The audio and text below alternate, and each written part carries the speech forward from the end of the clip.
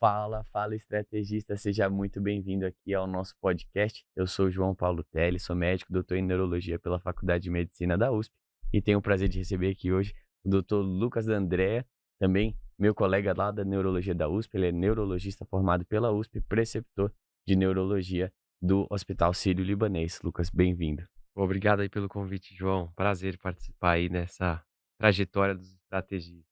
Maravilha. Pessoal, hoje aqui a gente vai falar de epilepsia, tá bom? A gente vai passar desde conceitos fundamentais de epilepsia, diferenciar a crise epiléptica dos seus principais outros diagnósticos diferenciais, né? Principalmente síncope, falar dos tipos de crise, falar um pouco de tratamento, fármaco, anticrise e no meio disso tudo jogar aí algumas dicas, algumas questões para vocês verem como que isso cai. Então fique ligado, epilepsia é certamente um dos temas mais importantes da neurologia, tanto para a vida quanto para a prova também, né, junto com o AVC, acho que são os 2 principais temas da neurologia. Então fique muito ligado aí que isso certamente vai cair na sua prova. Beleza? Vamos começar então? Fala aí pra gente um pouquinho o que são crises epilépticas, né, qual é a definição de crise epiléptica? Bom, crise epilética é uma atividade elétrica neuronal anormal excessiva. Bastante palavra aqui. Então, é uma atividade elétrica neuronal anormal excessiva e ou síncrona, ou seja, normalmente os nossos neurônios têm uma assincronia. Eu gosto de falar que eles fazem uma sincronia na assincronia. Então, eles têm uma assincronia e Perfeito, quando eles fazem uma atividade síncrona, eles geram a ocorrência de sinais e ou sintomas transitórios estereotipados. perfeito. E aí é importante a gente caracterizar quando o paciente fala de crise epiléptica, né, a gente tem 2 períodos bem marcados, o período ictal, né, como, essa palavra é utilizada em vários contextos da medicina para coisas que acontecem, né, num momento marcado, bem marcado, né, um ictus, então ela tem o período ictal, que é o momento em que realmente acontecem essas descargas excessivas, síncronas de grupos de neurônios, né, uma doença de redes, então são redes neuronais que estão disparando de forma, síncrona e excessiva. Esse é o momento do ictus e depois você tem um período pós-ictal, imediatamente após a crise, no qual o paciente pode apresentar, inclusive, déficits neurológicos, né, decorrentes da hiper ou hipofunção, principalmente daquela área que foi, acometida na crise, né. Sim, exatamente. E aí nós podemos dividir as crises, quando a gente fala: "Ok, então isso é uma crise epiléptica", a gente pode dividir em alguns tipos, né. O primeiro é uma crise provocada. Então, fala pra gente aí o que seria uma crise provocada. É, exatamente. Eu acho que é um diferencial você saber que tipo de crise você está lidando, né. Então, vamos lá, crise provocada. Então é um tipo de crise que acontece quando a gente tem um insulto sistêmico agudo, né, seja ele sepse, alterações metabólicas, distúrbios hidroeletrolíticos, febre em pacientes de 6 meses a 5 anos, né, lembrando da crise convulsiva febril. E esse insulto sistêmico gera um insulto cerebral transitório e desencadeia, então, a ocorrência da crise convulsiva. Então, normalmente, pessoal, quando você corrige o distúrbio provocado, o paciente não tende a recorrer das crises convulsivas. Ele não é considerado epilético, tá? Então, crise provocada é diferente de epilepsia. A gente já vai falar sobre isso. Perfeito. Então é o caso clássico, né, assim, o paciente tem, nesse momento, uma hiponatremia, ele tem nesse momento uma neuroinfecção, ele tem alguma coisa que está provocando aquela crise, né, e aí é importante definir um subtipo específico de crise provocada que a gente como neurologista e mesmo vocês como médicos gerais vão ver muito e na prova vai aparecer várias vezes, que é a sintomática aguda, né, que ocorre em até 7 dias do evento, o insulto cerebral precede, né, ou ocorre dentro de 7 dias aquele evento convulsivo, né. Então isso é bem comum, o paciente está internado por outra causa, ele tem um insulto e aí acontece uma crise, e perceba bem o nome para gravar, porque o nome é autoexplicativo, né, é sintomática aguda, ou seja, é um evento agudo, e a crise na verdade é um sintoma daquele evento, não é uma doença propriamente dita, pelo menos até então, né, pode ser que em Sim, algum momento vire, mas, neste momento ainda não é a doença. E o mais importante é o que o Lucas falou, neste momento, a gente entende que se a gente tratar a causa base, é bem provável que o paciente evolua bem e não tenha nenhuma sequela ou não fica com epilepsia propriamente dita, né. É, E aí isso difere das crises não provocadas, né. exatamente. E aí a crise não provocada, aí é o contrário, né, você não tem um fator provocante, você tem, uma situação talvez subjacente, crônica, talvez uma doença neurodegenerativa, talvez uma condição autoimune, você não tem uma condição aguda que está desencadeando aquela crise como sintoma, né. E aí voltando só um pouquinho para o sintoma, o que pode acontecer e acontece muito também, é a crise sintomática remota, né, acho que é o último subtipo que a gente vai falar aí. Fala pra gente É, como então, se caracteriza.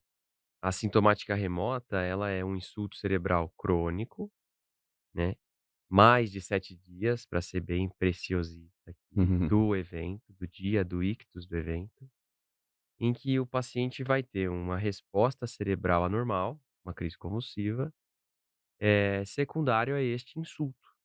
E aí já se torna uma crise sintomática remota.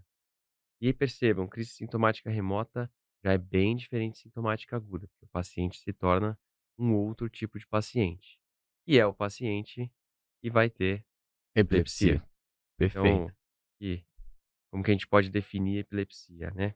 Então a epilepsia seria então uma condição, né, no qual um distúrbio cerebral, no qual o paciente tem uma predisposição a ter crises convulsivas, né. Então a gente entende a crise convulsiva como um evento e a epilepsia como uma doença. O paciente epiléptico é um paciente que tem uma predisposição a ter crises convulsivas por qualquer condição, uma condição estrutural, uma condição neurodegenerativa, enfim, esse paciente tem uma probabilidade de ter novas crises muito altas. E aí, na prática, a gente pode considerar aí 3 situações bem específicas, né, que o paciente, seria diagnosticado com epilepsia. E fala pra gente quais seriam elas. Então vamos lá. Primeira situação, o paciente tem 2 crises não provocadas ou reflexas. Então, entendam, reflexo é um tipo especial de crise que surge após um fator desencadeante, por exemplo, o Perfeito. estímulo luminoso, tá? Então, 2 crises não provocadas ou reflexas, com intervalo maior do que 24 horas entre elas. Perfeito. Vejam, o paciente teve uma crise às 10 da manhã e no mesmo dia ele tem às 10 da noite, isso conta como um episódio, tá? Não são 2 crises separadas por episódios distintos. Uhum. Teve uma crise 10 da manhã do primeiro dia e teve outra 1 da tarde do dia seguinte, já são 2 episódios. Perfeito, Aí sim ele é considerado um paciente dessa nossa primeira situação. perfeito. Qual Então, seria bom, primeira situação, fechando 2 crises reflexas ou não provocadas em um intervalo de tempo maior do que 24 horas. Aí, segunda situação é uma crise só, não provocada ou reflexa, mas com uma chance estimada de recorrência de crise maior do que 60%. Aí, você que está ouvindo vai falar assim: "Esses caras são malucos, né, como que eu vou dizer que a chance desse paciente é 62, 64%, de onde que veio isso, né?" Na verdade, isso veio de alguns estudos, um principal que acompanhou pacientes após a primeira crise, né, e estimava a chance de recorrer baseado no que foi visto na evolução. E isso é utilizado até hoje, vocês vão ver a gente falar isso aqui, né, tá aqui na definição, principalmente do ponto de vista de conduta para introduzir um fármaco já na primeira crise, né. Então beleza, a gente vai falar de primeira crise, investigação de primeira crise, mas, alguns fatores foram vistos nesse estudo que podem te dizer, já na primeira crise, que esse paciente tem uma chance alta, no caso a gente considera aí um limiar baseado nesse estudo de 60%, de ter uma nova crise, né. Quais que são? bom, então, primeiro deles, história de lesão cerebral prévia, que é a Perfeito, sintomática remota, que nós já comentamos. perfeito. Paciente ter uma crise convulsiva durante o sono, pessoal. Crise dormindo é mais chance de ter uma doença cerebral, Uhum, epilepsia, do que ter uma crise aguda provocada, né. excelente. Você faz um terceiro ponto, você faz um eletroencefalograma e encontra uma atividade epileptiforme, encontra um padrão que é altamente epileptogênico. Então você já considera o paciente Uhum, epilético. E a última delas é uma alteração estrutural na neuroimagem. Veja, é perfeito. diferente de ter uma lesão prévia. Alteração estrutural, algum distúrbio aconteceu, em alguma formação neuronal Uhum. ali, e gera um risco aumentado de crises, por exemplo, a mais como no nosso meio, a esclerose mesial temporal. Perfeito, maravilha. Então, recapitulando, uma situação que aí você fala, o paciente tem epilepsia, são 2 crises reflexas ou não provocadas com um intervalo maior do que 24 horas entre elas. A outra situação é quando você tem só uma crise, mas você tem principalmente um desses 4 fatores preditores de alta probabilidade de ter uma segunda crise, né. Ou seja, história de lesão cerebral prévia, uma crise convulsiva durante o sono, um eletroencefalograma com atividade epileptiforme, e aí preste bem atenção, é atividade epileptiforme, não é desorganização difusa da atividade de base, né, que é uma coisa que qualquer paciente com um insulto orgânico agudo vai ter. E o último critério é alteração na neuroimagem, né, por exemplo, uma esclerose mesial temporal, uma displasia cortical, alguma alteração estrutural na neuroimagem, perfeito? E aí a última situação, que é uma situação bem peculiar, mas dá para entender que tem uma alta chance, né, de ter novas crises, são pacientes que têm síndromes epilépticas de causa genética, né. E esse é uma coisa bem recorrente no ambulatório de um neurologista, principalmente o neurologista infantil, é basicamente assim, essas síndromes são um conjunto de sinais e sintomas, né, decorrentes de várias etiologias, várias Perfeito. mesmo, e favorecem a recorrência de crise. Então é basicamente tudo que a gente já comentou, só que agora com outros sinais que sugerem uma síndrome. E um exemplo clássico disso é a epilepsia ausência da infância. A Perfeito. gente vai comentar mais pra frente aí no podcast. Maravilha. Então fechamos as 3 situações que nos dão um diagnóstico de epilepsia, sabendo que crise convulsiva é o evento, epilepsia é a doença de um paciente que tem uma predisposição a ter crises convulsivas. E aí nós temos 3 situações principais, 2 crises ou mais, com intervalo de 24 horas entre elas, uma crise com alta chance de recorrência ou uma síndrome genética, epiléptica bem caracterizada aí. Tá certo, pessoal? Fechamos essa parte? Fechamos essa parte. Maravilha. Agora vamos para o segundo tópico, que é esse é muito importante. Isso é questão de prova e isso na vida, pessoal, chove, né? Que é o diferencial da perda transitória de consciência, tá? Antes de falar disso, a gente precisa conceituar um, um, um termo, né? Que muita gente a gente utiliza e ele tem um uso correto, que é a convulsão. Então, fechando as nossas definições iniciais, né, a convulsão é um evento, é um termo genérico, né, não ocorre exclusivamente devido a uma crise epiléptica, é o evento de abalos musculares, né, quando a gente fala convulsão propriamente dita. Por isso que vocês estão vendo a gente falar muito aqui em crise e não em convulsão, porque crise epiléptica pode ser ausência, crise epiléptica pode ser mioclonia, a gente vai falar disso mais pra frente, mas não é necessariamente convulsão. E convulsão não necessariamente é epiléptica, né. Exatamente. Então você tem as convulsões não epilépticas psicogênicas, na qual o paciente tem convulsão sem correlato eletrográfico. E é por isso que a gente vai entrar agora nesse segundo tópico da perda transitória de consciência. Muitas vezes é acompanhada de convulsão, às vezes não é acompanhada de convulsão. E aí a gente tem 2 diagnósticos diferenciais principais, né. Quais que são? Os 2 principais é a crise epilética, que Perfeito? nós vamos comentar um pouquinho mais do quadro clínico, e a síncope. Síncope, nossa, esse aí é realmente um dos queridinhos aí da vida e da prova. Exato. Então vamos conceituar um pouco a síncope. Então, eh, síncope é um quadro de perda transitória de consciência também, Uhum. certo? Ele tá no grande guarda-chuva aí da perda transitória. Mas ele tem algumas características que chamam muito a atenção, que Uhum. podem sugerir que aquilo tem uma outra etiologia que não uma etiologia cerebral.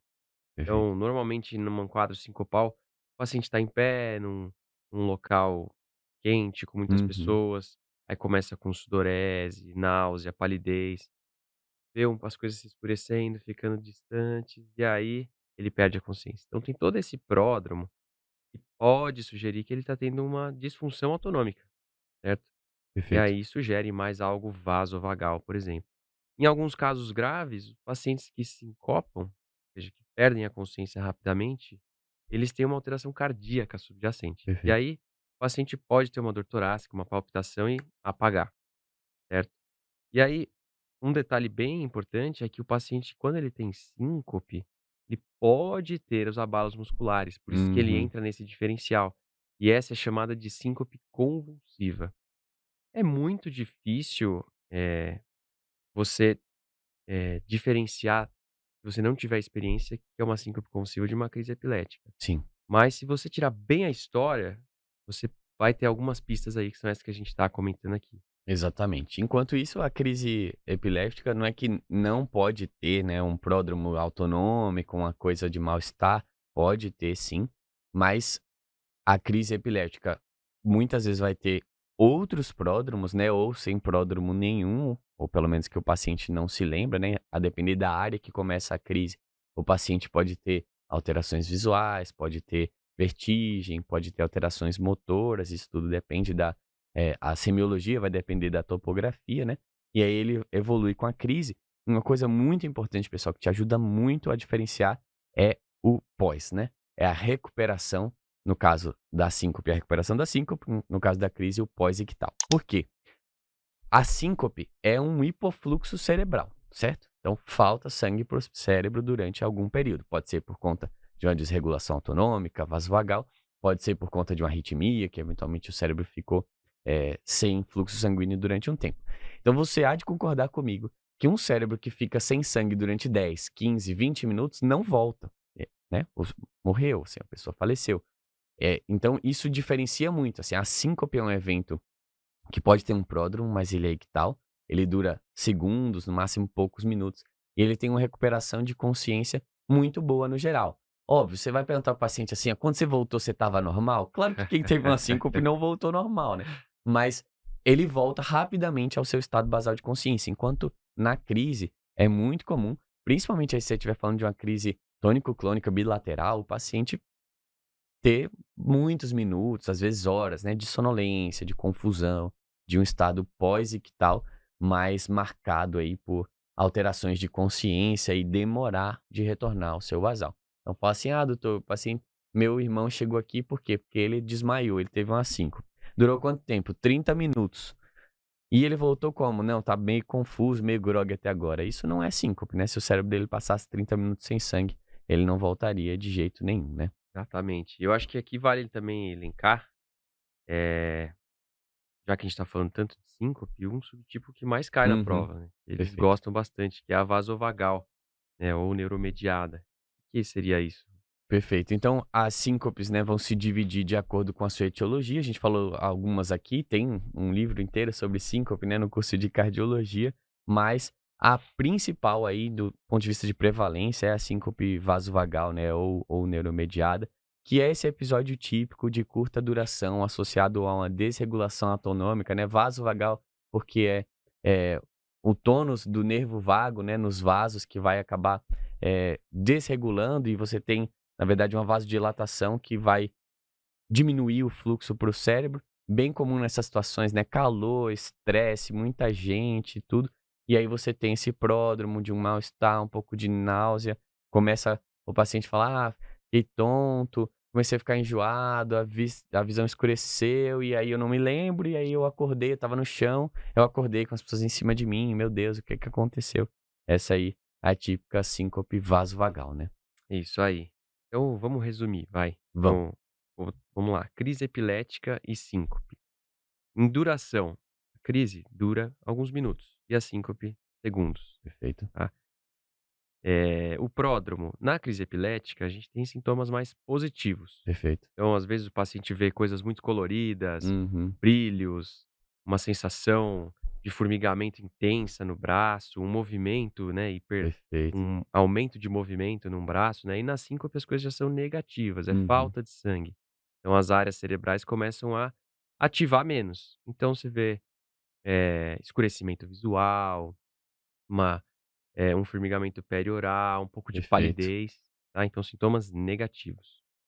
De liberação esfincteriana, crise convulsiva é muito comum liberar Uhum. o esfíncter. Na síncope é raro, não é impossível, mas é raro, tá? A gente está É, pensando em prova, então prova vai ser algo bem objetivo. exato. Mas por outro lado, as provas têm se tornado muito capciosas, né, você vê que a gente até agora não tinha falado de liberação esfincteriana, porque isso nunca aconteceu até agora, mas é a cara de uma pegadinha, né. Sim, Todo um quadro de síncope, síncope, síncope, e aí com liberação esfincteriana e a letra A vai estar lá escrito crise epiléptica, e aí só para te confundir. Então, grave isso. Todas essas coisas, né, a não ser eu acho que realmente o pós-ictal é uma coisa que uhum, talvez sozinha te diga a favor de crise. Mas sim, todas essas outras coisas vão aumentando ou diminuindo a probabilidade de crise, né. Não é porque teve liberação esfincteriana que você vai dizer que é crise. exatamente. E aí a próxima é movimentos involuntários, que são presentes muitas vezes, né, nas crises epilépticas, não é obrigatório, nem toda crise tem movimento, mas é presente muitas vezes. E na síncope é raro, né? Você ter É, algum movimento. De novo, de novo, pode ter, mas é raro. lembrem da síncope convulsiva. Maravilha. E a mordedura de língua? Esse é um clássico, hein? Esse é um clássico, é muito mais comum em quem tem um quadro epilético. Quem Uhum, tem síncope dificilmente vai fazer uma hiperativação muscular e, por conta disso, dificilmente vai morder a língua. exato. E aí Aí tem uma característica que pode te ajudar a diferenciar também, que é a mordedura de língua na crise epiléptica é frequentemente na parte lateral e até mais posterior da língua, né? uhum, Justamente por essa hiperativação muscular. E às vezes na síncope, pela perda do tônus, a pessoa pode até morder a língua, né? Mas muitas vezes é na parte da frente da língua. exatamente. E aí o pós-ictal que a gente falou, né? Confusão, sonolência, às vezes déficit focal, né? No período Sim, pós-crise. Isso acontece em muitas e muitas vezes, né? Na crise convulsiva e é bem típico, bem característico. Isso na síncope não vai acontecer. De novo, aí é mais pra vida real do que pra prova, né? O paciente vai te falar que ele voltou normal? Não, ele acabou de ter uma síncope, né? Então, beleza, tá meio sentindo meio estranho. Mas ele não tá, assim, sonolento, confuso, diferente muito do basal dele, né. E os exames que podem ajudar, os eletros, né. é. Tanto o eletroencefalo quanto o eletrocardio. Exa Então, o eletrocardio tende a ser normal no epilético, normal ou alterado na síncope, né, dependem Perfeito. das síncopes cardiogênicas. Uhum. E o EEG, o eletroencefalograma, ele tende a ser normal nos quadros sincopais e alterado na maioria dos quadros epiléticos. Lembre, um eletro normal não afasta a epilepsia, tá Perfeito. bom? Maravilha. Então, conceituamos as principais definições, vimos aqui um grande diagnóstico diferencial, porque a sua missão sempre quando vê um paciente, quando vê uma questão, né, descrevendo um caso, é primeiro de tudo entender se aquilo foi uma crise convulsiva, mas agora digamos que a gente garantiu, né, então tá bem convencido de que foi uma crise epiléptica e vamos falar de um tema bem importante para a vida e para a prova, que é a investigação da primeira crise, né, investigação da primeira Ah, crise convulsiva. Doutor, cheguei aqui com minha mãe, nunca teve nada e agora ela teve um evento desse. Como que você investiga esse paciente? bom, vamos lá. Então, esse é um momento crucial aqui, porque você quer afastar o que pode ser potencialmente fatal para ele. Então, por isso que a gente precisa investigar uma primeira crise com uma investigação ampla. Lembra, é uma crise provocada até que se prove o contrário. Perfeito. Então, você precisa ver se tem uma causa que está fazendo o cérebro sofrer. E aí, você vai fazer um exame laboratorial amplo, então, eletrólitos, glicose, ó, lembre-se, glicose Essencial. da crise convulsiva, principalmente as hipoglicemias. Cálcio, magnésio, hemograma, função renal, urina, e você precisa de um exame de pelo menos de uma estrutura básica do crânio, que seria a tomografia de crânio, tá? Então um laboratório extenso com tomografia de crânio. Ah, e o líquor, quando que eu coleto? Puxa, se a história for muito sugestiva de Perfeito. neuroinfecção, aí você colhe o líquor, tá? Caso contrário, não precisa fazer todos os seus pacientes serem submetidos a um exame de líquor. Não é um exame tão agradável assim, né? Perfeito, maravilha. Então é isso. Chegou um paciente, você tirou a história, fez o exame físico, rodou um eletrocardiograma que é básico, né? Assim, ainda como o diferencial de síncope, né? É importante rodar um eletrocardiograma, aquela coisa básica. Você se convenceu de que foi uma crise convulsiva. Na maioria das vezes, o paciente vai estar com um exame físico normal, né? Um exame neurológico alterado até te ajudaria Uhum. aí a criar hipóteses. Mas fez a sua anamnese, o exame físico, fez o eletrocardiograma e você está convencido, né, inicialmente de que é uma crise convulsiva, aí você vai obrigatoriamente para essas etapas pensando nisso, né, no começo. É uma crise provocada até que se prove o contrário. Vou pedir um laboratorial amplo, lembrar sempre dos eletrólitos e lembrar dos eletrólitos que causam crise, né, os principais três aqui: sódio, cálcio e magnésio. Lembrar que potássio não causa crise convulsiva, né? Causa Parada. convulsão do coração. Causa Parada. parada, mas não causa crise convulsiva. E aí você, além desses laboratoriais, você vai também pedir obrigatoriamente, tá, pessoal, se for a primeira crise, uma imagem de crânio. Pensando que pode ser um sangramento, pode ser um tumor, pode ser alguma coisa que você, pelo menos, precisa inicialmente afastar, alterações grosseiras, tá? E do líquor, ainda um outro detalhe que é muito importante de lembrar, né? como você falou, perfeito, não precisa coletar sempre, mas se você tem alguma suspeita de neuroinfecção e vai coletar o líquor nesse paciente, você precisa da imagem antes. A crise convulsiva é um indicativo obrigatório de você pedir neuroimagem antes da coleta do líquor, porque justamente pode ser um efeito de massa, pode ser uma coisa que você vai Exatamente. descompensar a hidrodinâmica na hora que você puncionar, né. Isso. Perfeito? E aí, 2 situações, né. Fez essa investigação inicial e achou que é uma crise provocada, e aí? E aí trata a causa base, né, e depois de resolvida, teoricamente, você resolveu o sofrimento cerebral. Perfeito. Então não precisa ficar, acompanhando o paciente ambulatorialmente como se ele fosse um epilético. Agora, você investigou, não achou nada, aí você pode estar diante de uma crise não provocada. E Exato. aí, ele é epilético? Aí a gente volta para aqueles pontos que a gente já elencou mais cedo no episódio, tá? Reforça bem a anamnese e aí vê se teve crise durante o sono, se teve alguma história prévia de alteração estrutural, se tem algum sinal sugestivo de alguma síndrome epilética, ou se foi, bom, é a primeira crise, né? Não estamos falando de segunda crise. E aí você, se ele tiver esses indícios de que ele é epilético, aí você pode começar um fármaco anticrise já. Se Uhum. não, você marca ele num retorno ambulatorial, faz uma investigação maior com ressonância e eletroencefalo, Perfeito. e aí define com calma se ele é um epilético ou não. Exato. Aqui tem um ponto que parece voltar lá no começo, falar assim: "Ah, já falou de anamnese, então, pô, vou é a primeira crise, eu vou perguntar se ele já teve crise de novo?" Sim, por quê?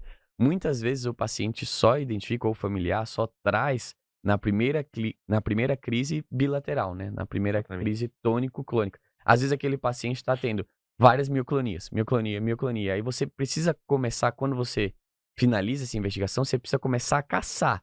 Fala assim: "Ah, mas o seu braço já tremeu, você piscou, você já ficou momentos, assim, de ficar parado e não interagir com as pessoas, porque às vezes isso tá acontecendo, mas a família, óbvio, por ser leiga, né, normal, Aham. não interpreta aquilo como crise e traz só quando aquilo acontece a primeira crise tônico-clônica bilateral, que aí, obviamente, qualquer um identifica como crise convulsiva. Então você volta na história para cavucar, para ver se já tinha algum indício de crise antes. Se não tem, você interpreta ainda aqueles outros fatores, né, então, se você já conseguiu um eletroencefalo no momento, tem alguma alteração, ou se você tem disponibilidade de ressonância, nada impede que você faça tudo isso no momento agudo. Mas precisa? Não precisa. Fez o laboratório, fez a tomografia, não encontrou nada, você pode agendar eletroencefalo, ressonância e marcar ambulatorial sem fármaco anticrise, se Isso, não tiver nenhum desses exatamente. preditores, né. Se tiver alguma dessas coisas alterada, aí você introduz algum fármaco, né. Perfeito. Perfeito. Mas a gente falou da primeira situação, que é a crise sintomática aguda, então vamos elencar aqui algumas das principais condições que geram crise provocada, né, crise sintomática aguda. Já falamos, vamos repetir aqui, porque isso é muito importante, né, os eletrólitos, os 3 eletrólitos principais que causam é sódio, né, mais do que todos, cálcio e magnésio. Além disso, distúrbios ácido-básicos no geral, né, podem causar também crise convulsiva, insuficiência hepática, glicose, que você Glicose. falou muito bem, né, esse aí é exame físico inicial, né. É, Chegou, teste. destro. Porque hipo ou hiperglicemia causa crise convulsiva, principalmente hipoglicemia, pode matar, né, então a hipoglicemia vai ser muito danosa para o cérebro, Sim, então é imperativo que você, na crise convulsiva, no atendimento inicial, faça um destro do paciente e, na dúvida, repõe. Se você, tá frente a um paciente que você tem qualquer mínima suspeita de desnutrição ou tal, lembra de fazer a tiamina, mas a glicose é muito importante na crise convulsiva, exatamente. né. Que mais que temos aí?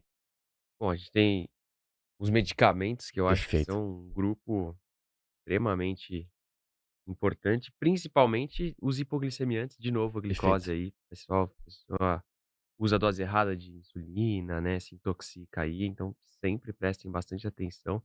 perfeito. Acho que vale muito ressaltar os mais comuns também, os psicotrópicos, tá. Hoje em Uhum, dia a gente tem uma tendência a uma prescrição aumentada de psicotrópicos, uhum, e eles podem alterar sim a fisiologia cerebral e isso aumentar o risco de ter crise convulsiva. Então vamos destacar os antipsicóticos, a hum, bupropiona, que é um um clássico. dos um clássico, É, tá, de prova também, bupropiona.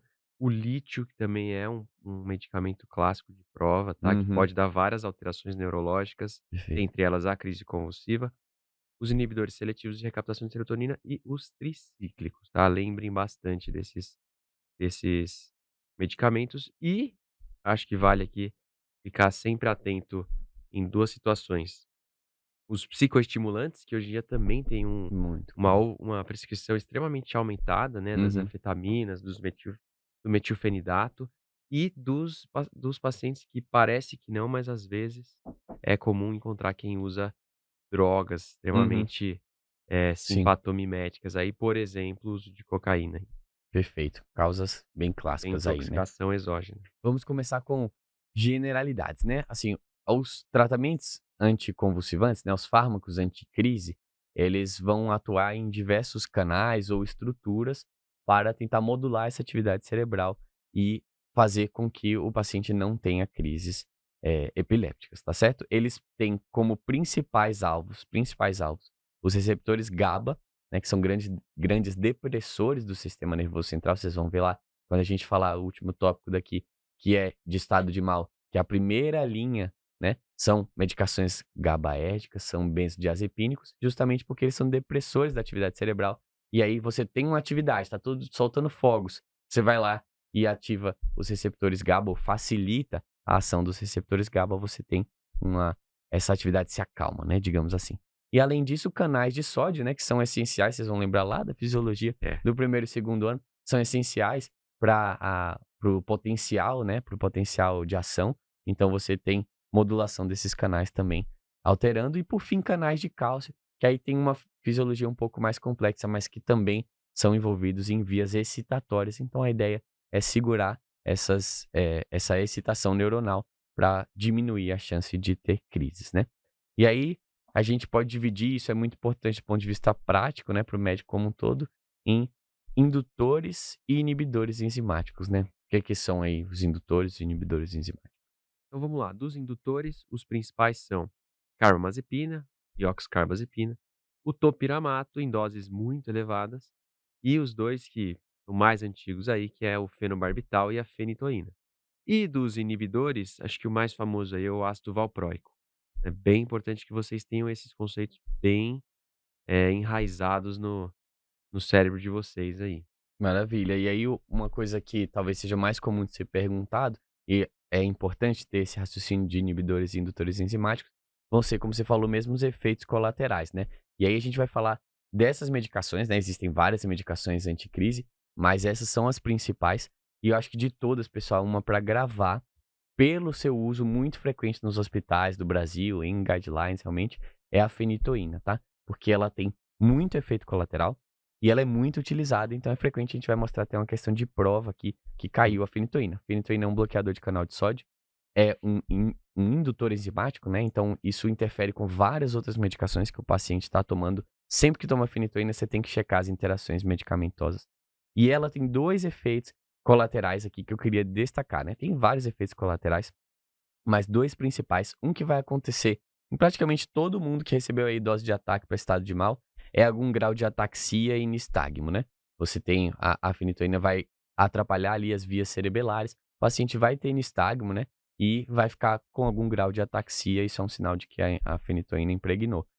E isso é importante porque aí vai estar lá, o paciente chegou em estado de mal, você deu a fenitoína, aí você foi reavaliar e falou: "Meu Deus, agora ele está atáxico, ele está com nistagmo, ele está tendo um AVC". Não, é muito, muito, muito provavelmente por causa da fenitoína, tá. E o segundo efeito, que é aí muito importante para o médico generalista, cai na prova também, é a questão de arritmia, né, a influência da fenitoína na condução cardíaca, razão pela qual a gente sempre faz o ataque de fenitoína e infusão de fenitoína no paciente monitorizado em ambiente de sala de emergência, tá? Porque ele causa realmente instabilidade hemodinâmica, arritmia, então você precisa estar de olho nisso, certo? Sem dúvida. Maravilha. Além disso, o fenobarbital, pessoal, é uma medicação muito utilizada na prática. O seu uso vem, né, caindo cada vez mais, graças a Deus. A gente tem outras medicações muito melhores, mas ele causa tontura, né, sedação, sonolência, é um forte, forte indutor enzimático também, tá certo?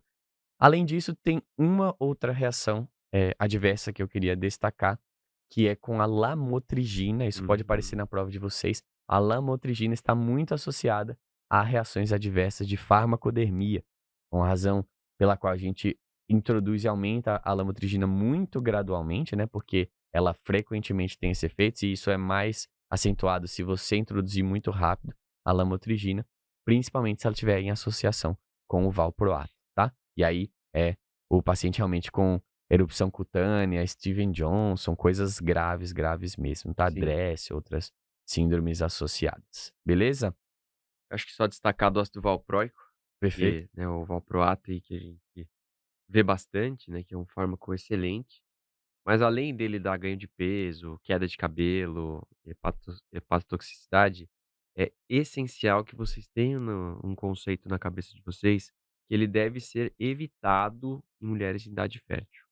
Deve ser evitado, tá? Ele é um fármaco extremamente teratogênico. Então Perfeito. cerca de 10 a 12% aí de teratogênese, É, tá? muito importante mesmo isso aí. Se você não tiver jeito, é garantir que a mulher tá realmente com uma contracepção de alta eficácia, né? Um DIU, um Implanon, alguma coisa de alta eficácia, tá? Pra vocês verem como isso cai na Unifesp, na prova de 2018, foi cobrado um homem de 20 anos que teve um TCE, um acidente automobilístico, teve uma crise sintomática aguda, né? Tônico-clônica bilateral, e foi avaliado, foi prescrito fenitoína, e ele volta com pele vermelha e coceira em todo o corpo, com febre de 38 graus e exantema generalizado, sem lesões em mucosas por enquanto, e aí pede a conduta. A alternativa correta era suspender a fenitoína, né, então você identificar que a fenitoína era o causador nesse caso, né. Todas as medicações, pessoal, todos os fármacos podem dar farmacodermia, né. A gente falou da lamotrigina, porque realmente é o vencedor aí, né, o campeão, mas qualquer um desses fármacos pode ter reação de farmacodermia. E aí você vai suspender a medicação, né. No caso, se o paciente tiver uma epilepsia ou tiver com um insulto agudo, você precisa manter alguma medicação, você troca, mas você suspende aquela medicação. E aí você precisava solicitar também exames laboratoriais, Exatamente. hemograma, função hepática, função renal, para verificar, né, se aquilo é uma DRESS, né, com eosinofilia, com, reações sistêmicas, se tem acometimento de outros órgãos ou se era uma farmacodermia restrita à pele, tá bom? E aí como que eu vou escolher então? A gente falou aqui de vários fármacos, como que eu vou escolher os fármacos que eu vou utilizar, né? Para escolher, a gente precisa lembrar do que a gente falou da classificação das crises, né, e das epilepsias, se elas são focais ou generalizadas, né? Para generalizada, pessoal, uma medicação que é muito importante de guardar é o valproato, né, o Sim. ácido valproico. Então, ela vai muito bem em crises generalizadas e em epilepsias generalizadas.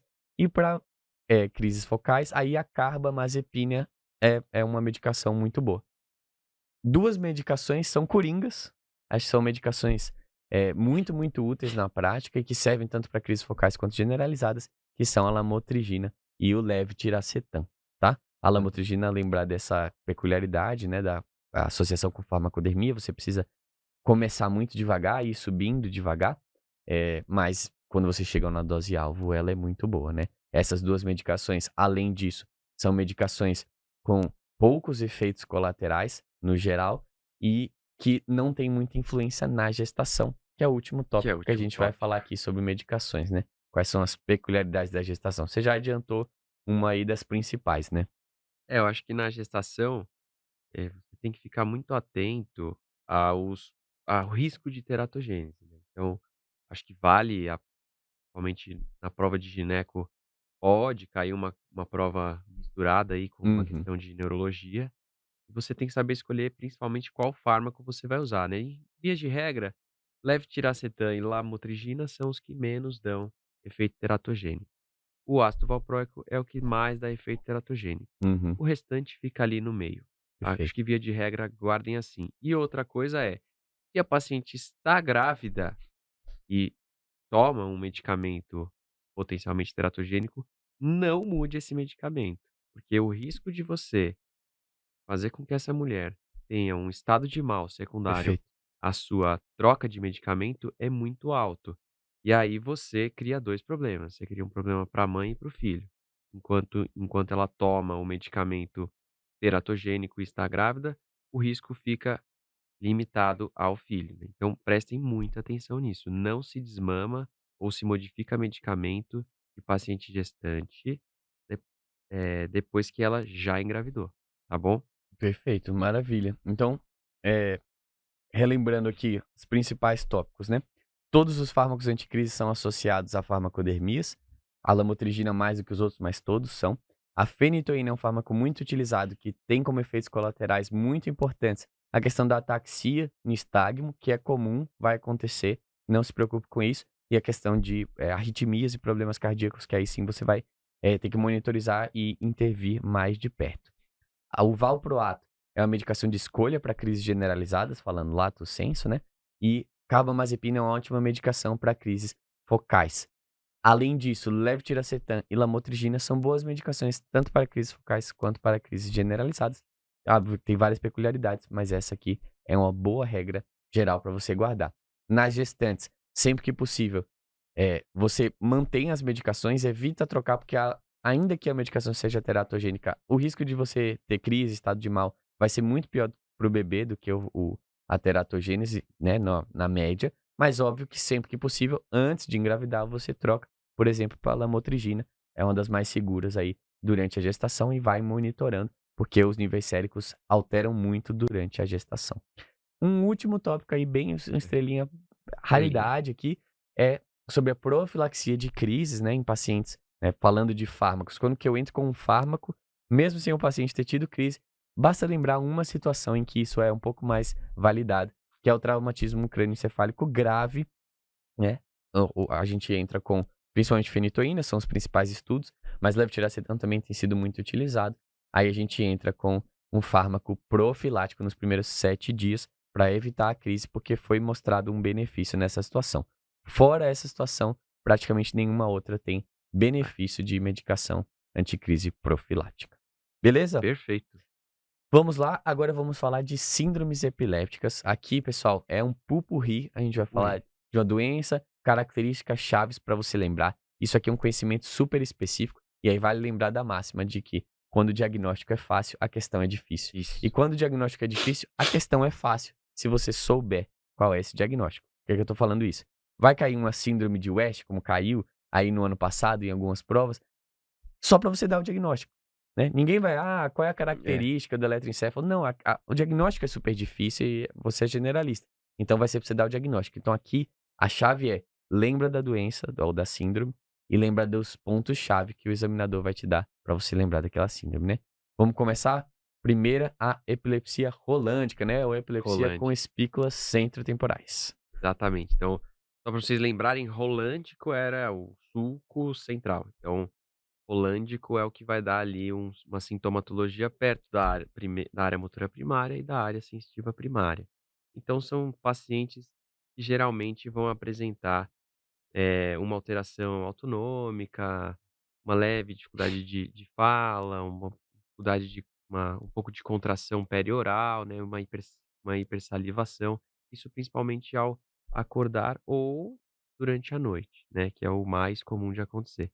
Ela eu acho que não vale perder muito tempo na rolândica, ela é Perfeito. realmente uma síndrome que antigamente era chamada de epilepsia benigna da infância, então Uhum. é um quadro realmente pouco significativo em prova, mas vale aqui destacar que no eletroencefalograma você vai ter as ponta-ondas centrotemporais, tá? Então lembra que a gente falou que é perto do sulco central, então vai estar lá no centro, tá bom? Perfeito. Então, a vinhetinha típica vai ser uma criança que tem disartria cialorreia, movimento em membro superior, principalmente de noite ou ao acordar, e você precisa saber que isso é epilepsia rolântica, que ela vai passar na maioria das vezes sozinha, tá? Você pode instituir tratamento, mas ela vai passar sozinha na maioria das vezes. Perfeito. Segunda, síndrome de West. West. Esse aí é um clássico, né? A gente já falou um pouquinho aqui da síndrome de West. Ela é uma urgência em neuropediatria, né? É uma síndrome caracterizada por espasmos epilépticos, né? Eu faço assim porque é o mais descrito, né? Como se a criança desse um abraço, sabe aquele reflexo de Moro? É bem parecido com aquilo. E isso causa atraso no DNPM, né? No desenvolvimento neuropsicomotor. Então você precisa identificar rapidamente e encaminhar ou instituir o tratamento o mais rapidamente possível, né? O que é que você vai lembrar? Você vai lembrar do espasmo epilético, né? Essa convulsão caracterizada por um espasmo, frequentemente lembra um abraço. Uma criança com atraso do desenvolvimento e um EEG com ipsarritmia, que é aquele caos no EEG. Esse é um nome bem marcante que quando a gente fala, a gente vai lembrar de West. Então, se isso aparecer na sua prova, aí você precisa lembrar de West. O tratamento é realizado principalmente com vigabatrina e ACTH, tá? É uma Perfeito. urgência e isso pode realmente cair em pediatria, porque muitas vezes você como médico do posto, né, ou você como médico generalista, você precisa identificar, você não precisa tratar, você não precisa fechar o diagnóstico, mas você precisa identificar e correr. Assim, ó, essa criança precisa ser Exato. vista rápido por alguém para saber se é isso mesmo, para introduzir o tratamento e impedir ou pelo menos retardar esse atraso do DNPM, né. Com certeza. Bom, Vamos para a síndrome de Dravet? vamos pro Dravet. Bom, Dravet ainda é uma médica que tá viva, tá? É uma Uhum, Dravet.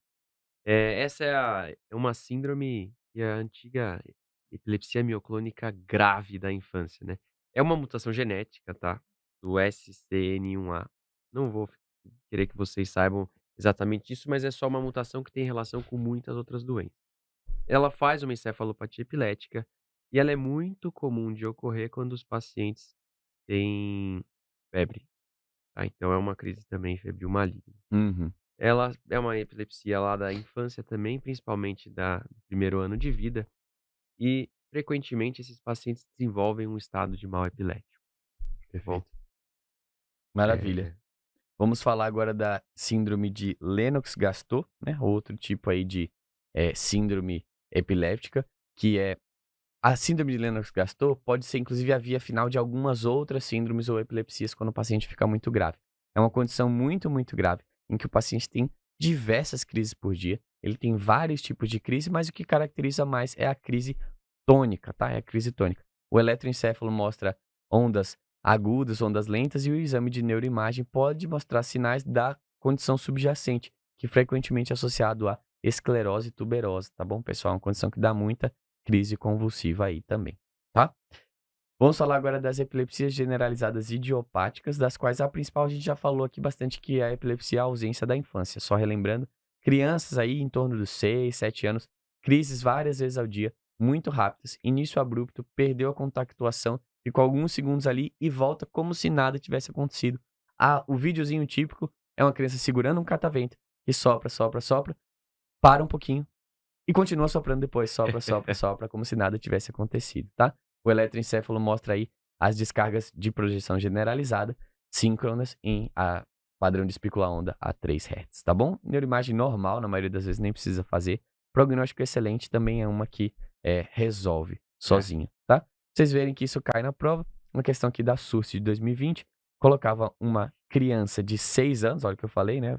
6 anos, que foi para o pediatra por causa de uma alteração de comportamento, ela está desatenta nas aulas, né, é o que estão falando. A mãe começou a perceber que ela tinha crises abruptas, que duravam em média 15 segundos, várias vezes ao dia, olhar fixo, era chamada e não respondia, deixava os objetos que estavam na mão cair no chão, apresentando comprometimento da consciência com interrupção da atividade que estava fazendo.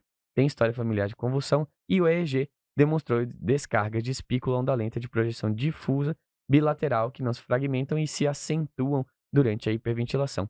Então, olha exatamente o que a gente falou. exatamente. Isso Diagnóstico difícil, questão fácil. O é. cara literalmente colocou quase todas as coisas sobre a epilepsia e a ausência da infância para você ver e falar que é uma epilepsia de ausência da infância, tá? Vamos falar agora da EMJ, epilepsia mioclônica juvenil? Bora, e esse aí é o último, dessas principais crises aí da infância, tá. Esse aqui, a epilepsia mioclônica juvenil, já estamos acabando a infância, acabando a adolescência, tá, mas é principalmente adolescente a partir dos 13 anos, aí um adulto bem jovem a partir dos 20 anos.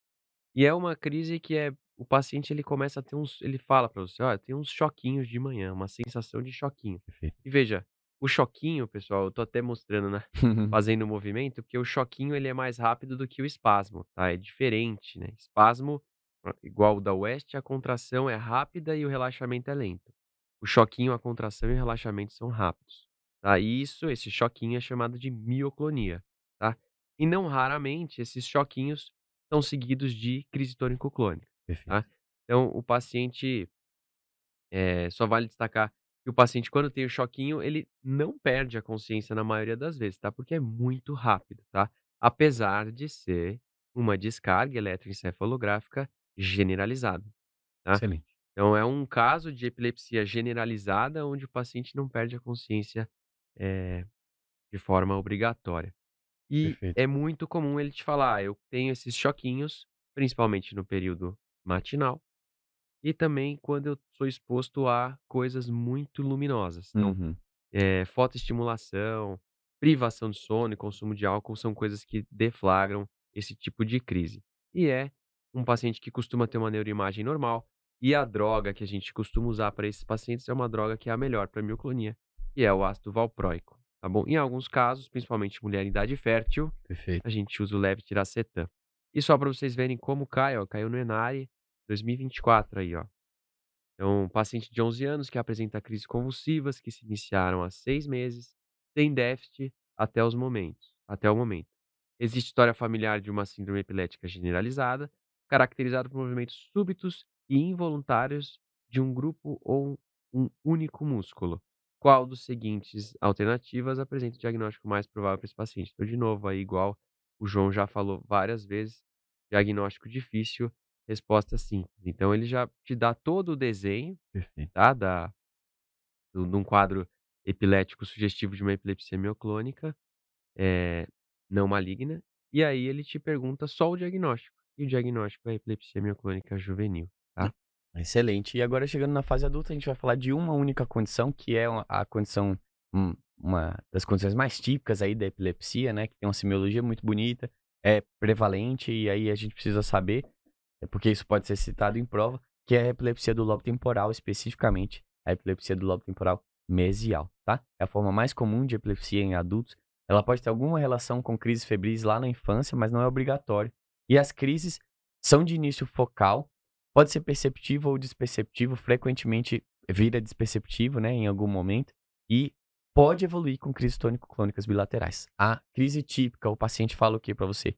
Ele fala que ele começa com um mal-estar epigástrico ascendente, né, então uma coisa aqui na barriga que vai subindo até o pescoço, depois ele tem uma parada comportamental, automatismos oromanuais e eventualmente ele evolui com a crise tônico-clônica bilateral, tá? Exame neurológico essencialmente normal. Eletroencefalograma pode mostrar os paroxismos nessa região temporal eh, correlacionada, né? Pode ser uni ou até bilateral.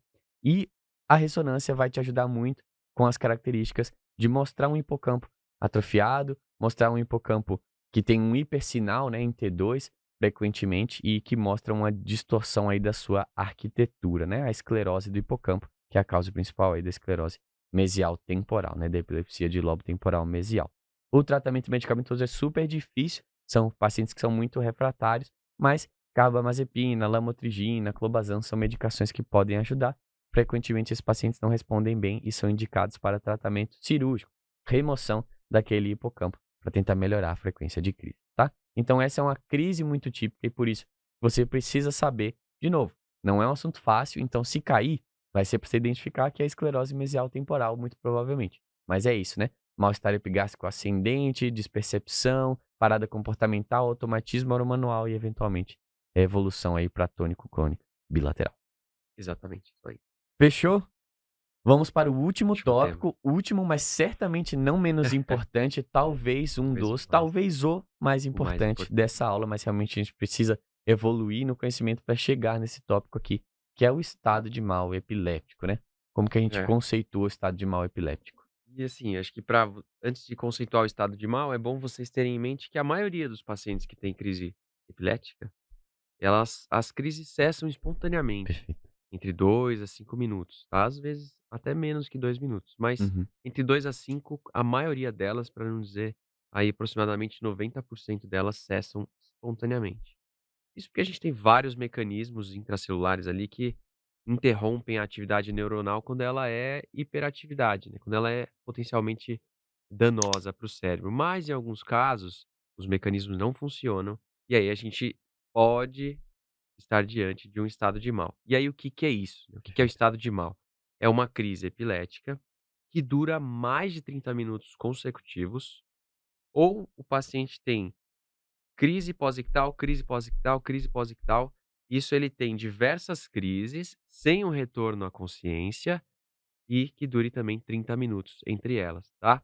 Então, puxa, mas 30 minutos é muito tempo, né, João? O que que eu vou Muito. fazer? Vou esperar o paciente fazer 30 minutos para definir que isso é um estado de mal? Exatamente, né, você não vai ficar olhando e esperando, dá 29,5, não, espera aí que eu não vou fazer nenhuma medicação. Então, embora isso seja uma definição, né, realmente de livro, A gente utiliza definições operacionais, mas com o objetivo de começar a tratar Isso. mesmo isso, né. Então, o paciente chegou convulsionando, o que que você vai fazer? ABC, né, via aérea, circulação, pressão, garantir um aporte de oxigênio, proteger o paciente só, né, não é para segurar, proteger principalmente de TCE e observar.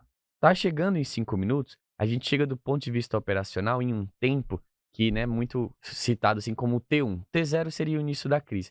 T1 é o momento que você vê que os mecanismos de proteção neuronal dele estão falhando. A chance de, em 30 minutos, ele ainda estar convulsionando é muito alta, e aí o dano neuronal é garantido, e por isso, neste momento, eu vou começar a tratar, tá? Para crises generalizadas, esse T1 é de 5 minutos, né? Que é o que é basicamente cobrado aqui em provas Exatamente. de residência, né? Que é o estado de mal convulsivo. Existe o estado de mal não convulsivo, né? O estado de mal focal, que é quando o paciente não está tendo convulsões, abalos tônico-clônicos generalizados, mas aí é meio terra de ninguém, já é muito território de especialista. Não é uma emergência, assim como é o estado de mal convulsivo, porque não gera um dano neuronal tão grande. Então a gente vai falar basicamente aqui de estado de mal convulsivo.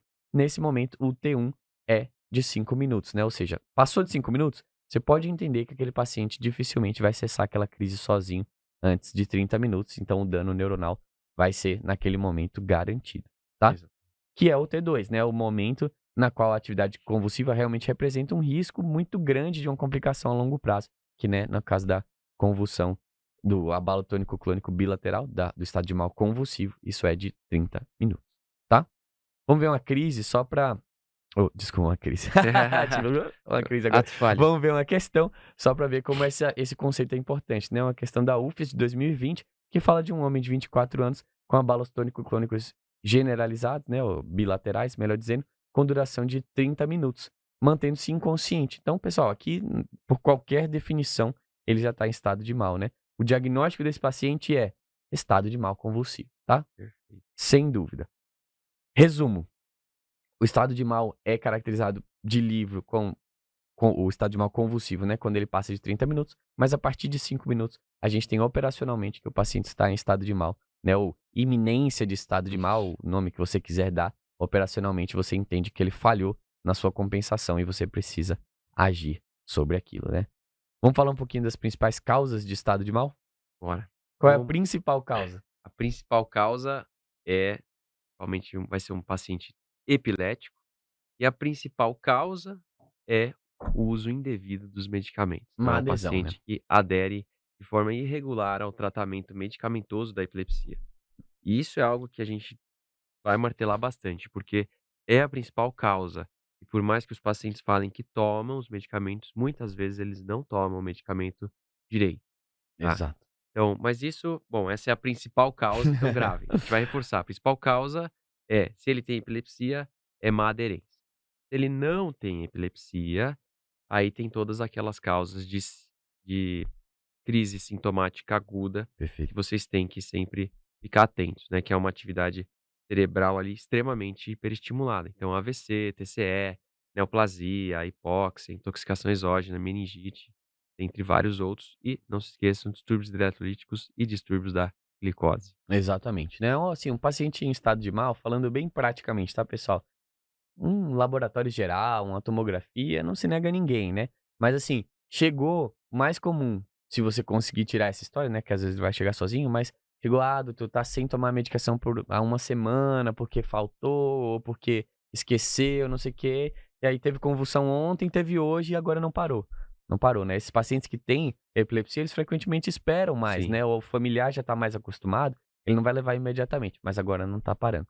Agora qualquer coisa de estranho ali, pessoal, fica atento, porque mesmo num paciente previamente epiléptico, ele pode ter um outro insulto, né, que está ainda mais predispondo a ele ter entrado nessa crise de estado de mal. Então, é tomografia, líquor, né, o estado de mal na emergência não precisa economizar, assim, né, na investigação da causa, porque às vezes se você acreditar só a uma má adesão e o paciente está com um tumor novo ou exatamente. teve um sangramento, aí você vai comer bola e prejudicar o paciente, tá? E aí fala do tratamento um pouquinho dessa emergência neurológica, né. Esse é um tratamento que vocês têm que saber de cor isso aqui, pessoal. Sim, Então vamos lá. Estado de mal, seja ele iminente, definido, refratário, enfim, estado de mal é uma emergência perfeito. neurológica. E aí como que a gente faz? Toda emergência é sala de emergência. É um Maravilha. suporte avançado de vida. Então vocês vão fazer o ABCD, lembrando que o D destro. Então, Uhum. avaliação das vias aéreas, avaliação circulatória, vai pegar 2 acessos venosos calibrosos, monitor cardíaco, pressão, glicemia capilar, coletar todos os exames possíveis, incluindo, pessoal, lembrem, toxicológico e nível sérico Perfeito. dos fármacos, tá. E aí, além de você fazer todo esse suporte, você vai tratar efetivamente o estado de mal. E a primeira droga que a gente usa, igual o João falou lá no começo, quando a gente estava falando do mecanismo dos fármacos, é algo que vai reduzir o tônus GABAérgico, ou seja, reduzir a atividade cerebral de forma global, e Isso. seriam os benzodiazepínicos. Aumentar o tônus GABAérgico, diminuindo a Perdão, atividade elétrica exatamente. cerebral, né, como um todo. Isso, Perfeito. perdão. E aí, aqui no Brasil, a gente usa principalmente o diazepam, tá? Até 10 miligramas por dose, tá? Do paciente. Então, a dose máxima 20 a 30 miligramas no total. Ou seja, você pode até repetir o diazepam até 2 vezes depois da primeira dose. Em algumas situações, não consigo o acesso venoso. Aí você pode fazer uma opção intramuscular, que seria o midazolam. Ele é tão rápido de absorver quanto o diazepam, mas o efeito, a meia-vida do midazolam é mais curta do que a do diazepam. Perfeito. Então, chegou o paciente convulsionando, pessoal, é muito comum, a não ser que ele já esteja internado, né, que ele não vai estar com acesso, e tem inclusive estudo mostrando isso, que o midazolam é superior no paciente do pré-hospitalar, Uhum. provavelmente porque você consegue uma ação mais rápida, tá? Então não fica ali, o paciente está convulsionando, imagina o enfermeiro pegando um acesso enquanto ele está com um abalo tônico clônico, se tiver ótimo, pode fazer o diazepam EV, mas midazolam IM é uma ótima opção, inclusive até desse ponto de vista de baseado em evidências, né, mostrou realmente desfechos superiores, Perfeito. provavelmente associado a isso, né, a não o fato de você não precisar do acesso, tá. E aí, não resolveu.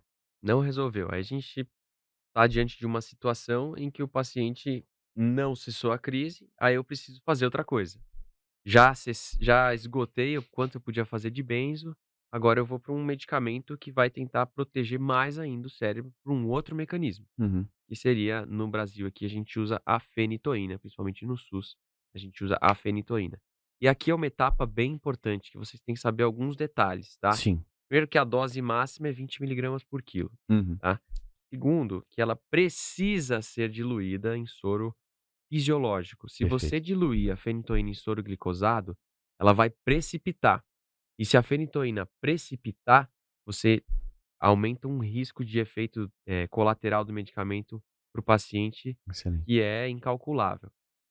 Segundo, você precisa monitorizar, ele já vai estar na sala de emergência, Uhum. evidentemente, mas monitorize esse paciente, fique atento, ele tem um alto risco de fazer arritmia cardíaca.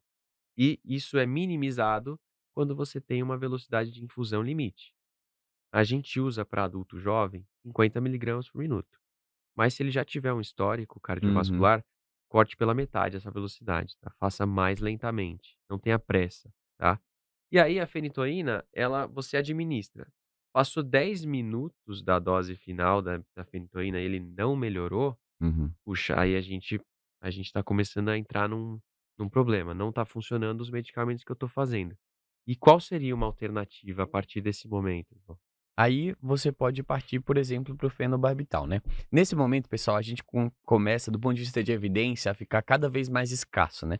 A sequência, chegou, monitorizou, ABC, exames, glicose, diazepam ou midazolam, fenitoína, isso aqui tem que tá na ponta da língua, né. Mas a partir daqui começa meio que terra de É, ninguém, assim, porque você pode imaginar que são poucos estudos, né, que conseguem de fato randomizar esses pacientes que chegam a um estado tão refratário, um estado meio desesperador, mas aí você parte para uma segunda droga que pode ser, por exemplo, o fenobarbital, né. O fenobarbital é bastante disponível no Brasil, é bem barato também, né, em outros lugares, né, outras, eh fora do Brasil, em hospitais privados, você tem outras opções que podem ajudar, como, o levetiracetam, né, que tá chegando inclusive agora o chegando. levetiracetam endovenoso, e lacosamida também é uma boa opção endovenosa que você vai fazer, mas você aí precisa partir para uma outra droga, né. Lembrando que isso é depois, como você falou perfeito, depois de acabada a infusão da fenitoína e você, não obteve resposta, né. E aí se mesmo assim não resolveu, qual é a última linha? Aí tá na hora de apelar, pessoal. Aí você precisa sedar o paciente. Sim. E aí, sedação, lembra, você vai sedar o paciente com uma droga de infusão contínua, essencialmente aqui, midazolam ou propofol, em alguns casos tiopental, Uhum. tá? Sedou contínuo, acabou a proteção de via aérea, ou Sim. seja, precisa entubar, Uhum. tá? Então, a partir desse momento, ele vira um paciente de terapia intensiva. Uhum. Então, é droga de infusão contínua, sedativo, principalmente, uma via aérea definitiva, então você vai conseguir lá vai ter que fazer uma intubação, tá Uhum. bom? Idealmente, você manda ele para uma terapia intensiva e faz um eletroencefalograma contínuo para monitorizar o seu tratamento. A gente sabe que não é tão disponível, mas se você puder pelo menos fazer uma vez por dia um eletroencefalo, já vai ajudar bastante. E preste muita atenção. E aqui é o ponto chave, pessoal, com complicações sistêmicas, porque esses pacientes fazem hipóxia, hipercapnia, fazem insuficiência cardíaca aguda congestiva, hipotensão arterial, principalmente pelos fármacos que você vai usar, Perfeito. fazem muita acidose metabólica, fazem rabdomiólise, porque eles estão tendo crise, né? Lembrem disso. Elevam a CPK, aumenta o risco de lesão renal. E eles fazem muita hipercalemia. O músculo é cheio de potássio, ele libera esse potássio. Então fiquem muito atentos, porque esses pacientes têm uma mortalidade que beira 20%. Então Muito é alto. muito grave. Tá, e nos casos não refratários. Nos casos refratários, a mortalidade pode chegar até 60%. Então, Uhum. é muito, muito, muito, muito perigoso. É uma emergência realmente por diversos sistemas, tá, pessoal? Exatamente. Então, vamos recapitular e resumir aqui os pontos chaves. Isso aqui, pessoal, é esse capítulo do estado de mal, você precisa saber, precisa estar na ponta da língua, pelo menos até a fenitoína ali, precisa estar na ponta da língua, porque isso pode muito cair na sua prova, tanto teórica quanto prática Sim, aí, para quem vai fazer é, prova prática, né? Então, lembra bem, chegou o paciente convulsionando, tem menos de 5 minutos, o que é que você faz? Monitoriza, garante a via aérea, vê se está perto, se está protegida, fornece um aporte de oxigênio, circulação, pressão arterial, faz um destro, né? Vai que aquilo é por conta de hipoglicemia ou hiperglicemia, né? Hipoglicemia seria aí o mais comum, corrige se for necessário, não esquece da tiamina e já vai preparando a medicação. Passou de 5 minutos, operacionalmente você já considera como um estado de mal iminente, né? E você vai tratar. Primeira linha é benzo, né? Benzodiazepínico. Pode ser o diazepam EV se você já tiver um acesso, se não, o midazolam IM, tá? Fez o benzo, esperou, não respondeu, né? Continuou, você pode repetir. E aí, neste momento de repetir, você já está preparando a fenitoína para partir para a próxima etapa, né? Repetiu, ou seja, 2 doses do benzo, não respondeu, você vai aí para a infusão de fenitoína, observando sempre a dose, né? Dose máxima aí, ou dose alvo em torno de 20 miligramas por quilo, né, 15 a 20, mais perto de 20 é o que a gente, né, para o estado de mal a gente gosta mais, e você vai observar a velocidade de infusão de até 50 miligramas por minuto em pacientes rígidos, podendo ser permissível em relação a ser mais lento se o paciente tiver já alguma condição, principalmente cardíaca, né? Porque aí você vai mantê-lo monitorizado e observar bem de perto para ver se isso não vai causar nenhuma arritmia. Não resolveu, aí começa o momento do desespero, aí é guerra, salve-se quem puder. Um fluxograma comum é partir para o fenobarbital, a partir daí, né? Gardenalizar, que fala, fazer o fenobarbital EV. E se ainda assim não respondeu, aí você faz a sedação contínua com intubação e vai para a UTI. Tá certo? beleza. Acho Eu que é acho que é isso, hein? isso aí. Pessoal, episódio importantíssimo esse aqui, tá? Um capítulo muito importante para a vida e para a prova também. Dentro dos temas da neurologia, é um tema bastante cobrado. Esse aqui, estado de mal, numa prova prática, eu consigo imaginar a estação, eu consigo imaginar um examinador fazendo todas essas perguntas para você, né? Para você seguir o passo a passo. Tudo que é comum e protocolado é muito bom de ser perguntado, né? Sim. Porque ele não incorre aí em recurso, em dúvida. Isso aqui, benzofenitoína, não tem choro nem vela, precisa saber, tá? E foi toda uma construção de conhecimento, passando desde os conceitos principais de epilepsia, os tipos de crise, os fármacos anticrise, principais síndromes, chegando aí na situação de emergência do estado de mal. Beleza? Perfeito. É isso. Fechou então, pessoal. Muito obrigado, um abraço e até a próxima.